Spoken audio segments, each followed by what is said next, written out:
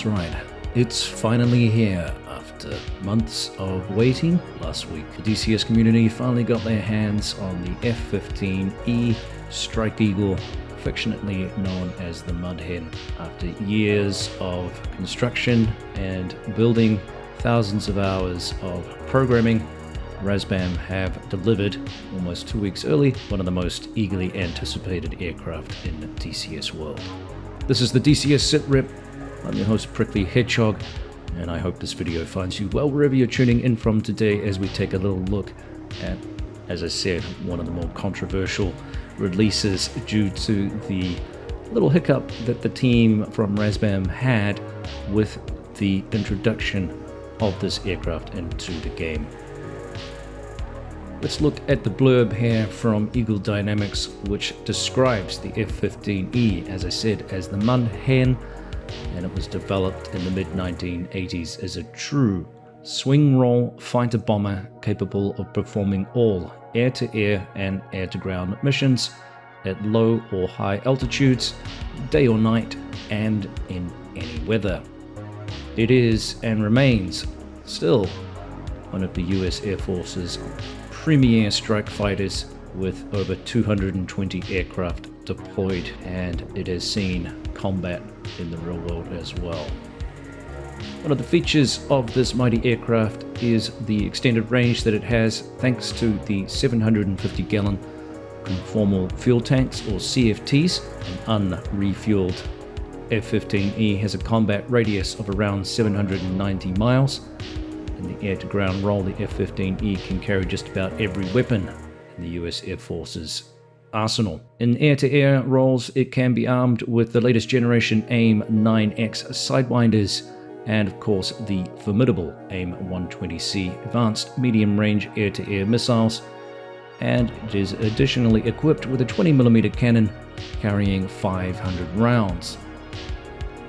Great feature of this aircraft is the APG-70 radar, a synthetic mapping function that creates detailed target pictures based solely on radar imaging. It also has a self-contained network electronic warfare suite, which provides an enviable level of self-protection. As many of you will know, along with other multi-role aircraft, it is capable of self-escort and egress from target environments. The Wizzo, or the backseater, is the heart of the aircraft's capabilities, maximizing the effectiveness of the F-15E. The DCS F-15E features multi-crew capability and can be flown in DCS as a single pilot, or Wizzo, from either the front or back seats. Despite both cockpits offering mostly mirrored systems and capabilities, the Wizzo's job guarantees excellent role optimization with a focus on the management of this potent integrated weapons and avionics suite. This results in enhanced situational awareness, aircraft survivability, and platform performance with lower workloads and higher target engagement numbers.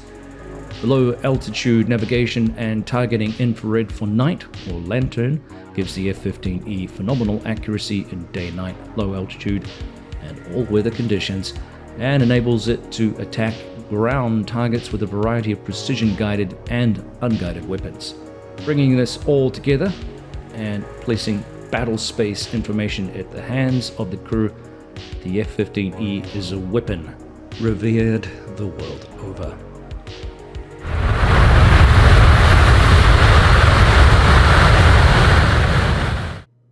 The Eagle Dynamics team and Razbam go on to include that the following features will be available for this early access release.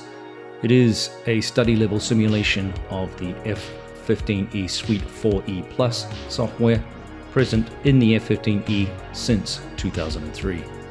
It will feature an advanced flight model that provides ultra-realistic performance and flight characteristics for the F-15E with the Pratt & Whitney F100 PW229 engines. Exceptionally detailed 6 degrees of freedom, fully clickable and functioning cockpit, 3D textured model for the most accurate F-15E available today, fully simulated hydraulic and electrical systems, next level pilot modeling and animations, laser guided and unguided weapons, INS GPS guided weapons will follow. Detailed and thorough simulation of the F-15E's AN APG-70 radar. Free copy of Be Afraid of the Dark by Steve Davies about the inception, development and operational history of the F-15E up until 2002. Interactive training missions covering the most important aircraft, weapons and systems. A flight manual from Baltic Dragon. Instant action and single missions.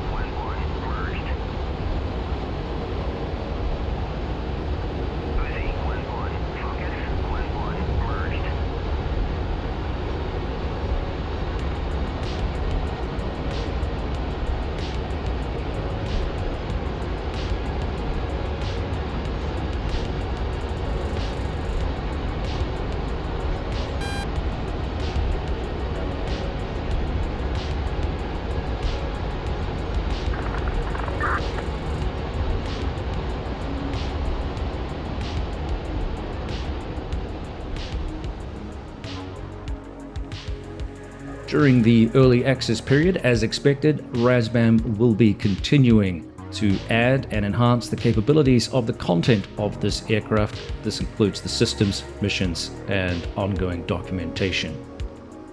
If you download the aircraft today, you will save around about 20% here while it's still in early access in the eShop and on Steam. ED advise to take your combat skills to the next level. For more information, you can visit the Razbam forums. And of course, if you encounter any issues with this early access product, you can report them on the forums as well. Baltic Dragon has a Discord running for issues with the manual, which his followers have been poring over the last week or so, thanks to early access. Baltic has taken a little bit of a break because this manual has taken up quite a bit of his time.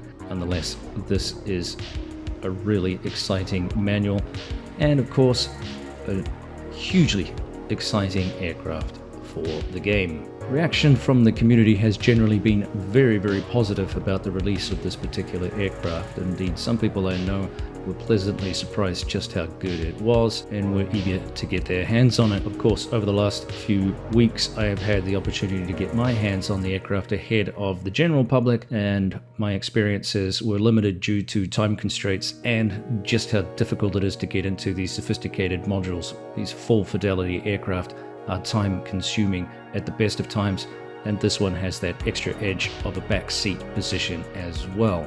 The 500-page interactive manual alone should give you an idea of just how much there is to pull together to get the best out of this aircraft.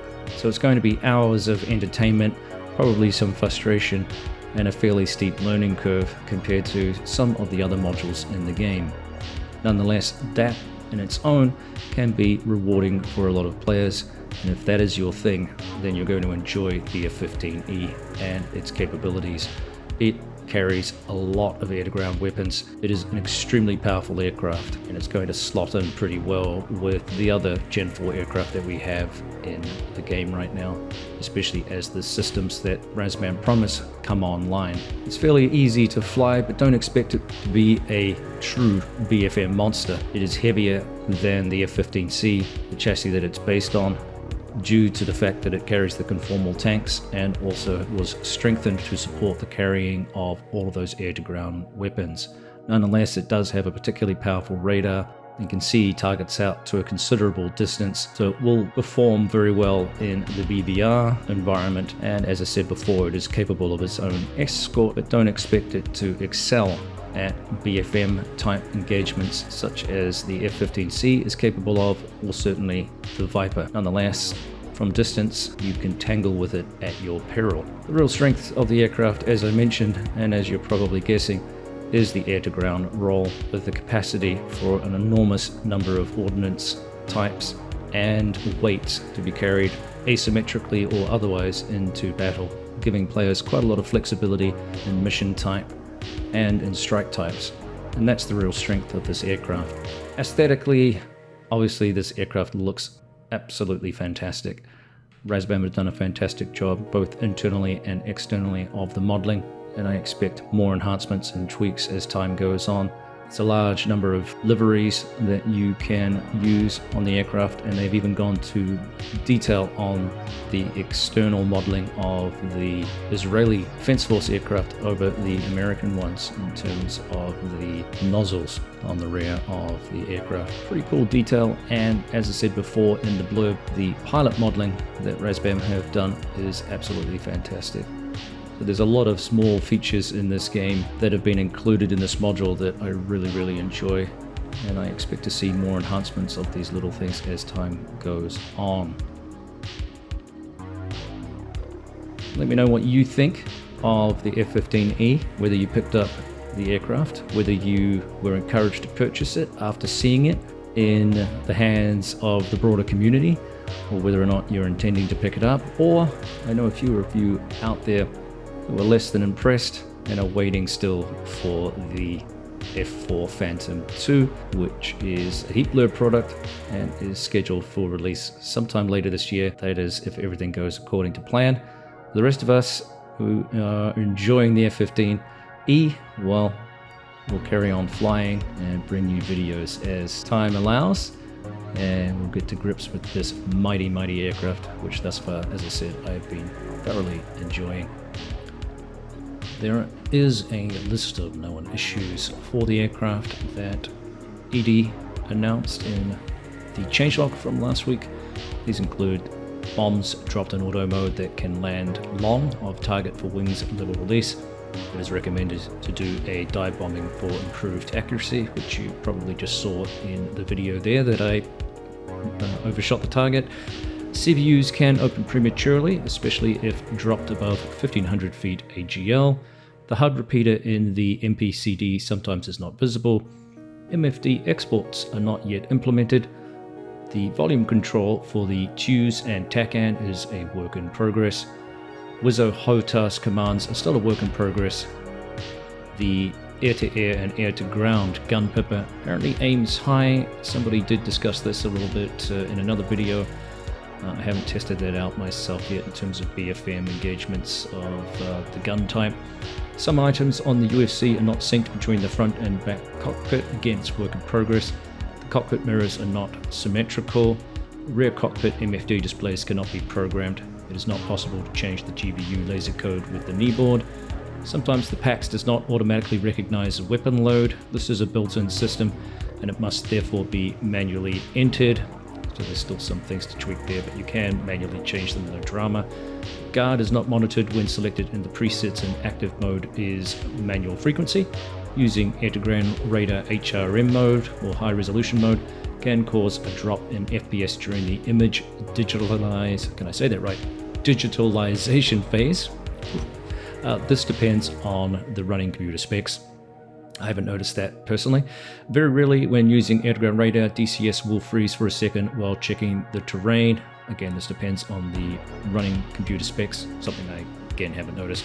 It is recommended to use the AG radar with DCS multi-threading. That definitely does make a difference. I will attest to that. AI wingmen will attack the gun only, despite having more relevant ordnance, and dumping fuel will cause fuel totalizer to read 0. This was part of a large release patch last week as well, so I will refer you to the changelog if you're looking for more information on patch updates from last week when the aircraft was released. As I said before, I think it was a successful introduction to the game as it stands right now. There may be others that disagree with me, but let me know what you think and what your experiences are with it. I think that will do for this week's DCS. I was excited to see that Thrustmaster released a F-16 Throttle. It's pretty spendy, but it will be a welcome addition for those looking for an alternative to Windwing products, though their products are pretty decent and hard to ignore. Price point though a little bit high there for some people, well over $500 for the full thing from Thrustmaster there, although they can't deny they do make a great product. So it's a cool time to be involved in flight sims because of all the periphery stuff that's available to us right now, and the list of goodies and toys seems to grow. I think that'll do for this week's SITREP. Thanks for tuning in. Thanks for all the likes and subscribes and all the happy birthday wishes a couple of days ago. It was nice to celebrate that, and we are moving towards 10,000 subscribers, so don't forget to like and subscribe. It does help the channel chug along. Once we hit the 10,000 subscribers mark, that's when I will be releasing a giveaway to celebrate that, likely something along the lines of a module of your choice. So click that button, get me to that 10,000 subscribers, and maybe there will be a good giveaway for you as a result of that milestone for the channel. Again, thank you very much for all the support thus far. This is Prickly Hedgehog out. We'll see you next time. See ya!